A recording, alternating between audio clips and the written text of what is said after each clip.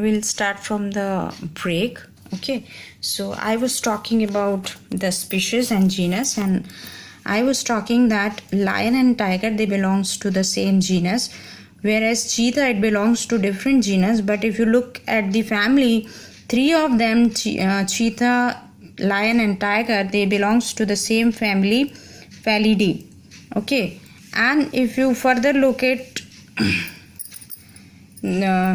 they all belongs to the order carnivore,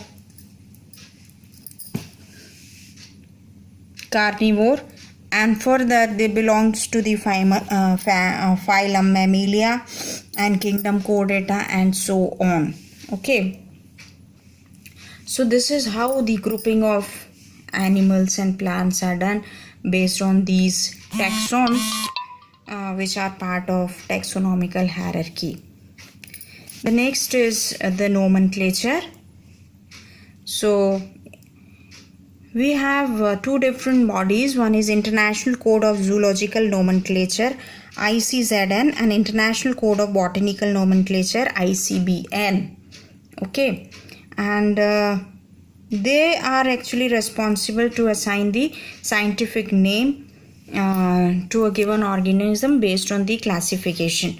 So we have binomial system of classification. Again, this system was devised by Linnaeus. That's why he is known as, say, father of taxonomy.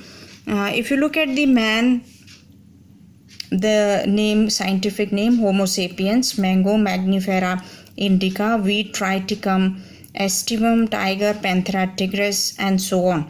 Okay, and how to write these names, scientific name, is very, very important, because if you are unable to write them properly, you'll lose marks. So the first name indicate the generic name, the second name indicate the species name. The generic name you have to start with capital, whereas this species name you have to start with small letter, and then you have to write them in the italics. But it is not possible while doing it in the notebook, because we cannot write in italics. So whenever we are writing, then we have to underline that. That is the important part. We'll also discuss systematic here. Systematic is the study of diversity and interrelationship between organism based on evolutionary relationship. That is, it involves taxonomy and evolution. For example, gorilla are more closely related to human than fish. Okay, so during the systematic study, we try to find out the lineage of gorilla and man through the historical time. Means we study the evolution of both, and we'll find out what are the common ancestor for both of them, and after that how they diversify. So this is what is the systematics. Again, it is you can say part of taxonomy.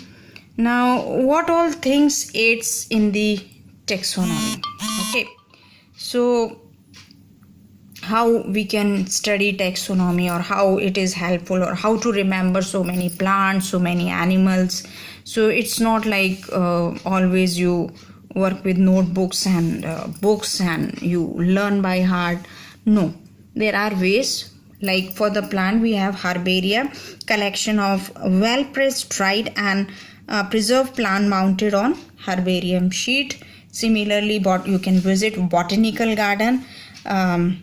Assemblage of biodiversity. Here you can see different type of biodiversity for research, which is used for research, conservation and public education.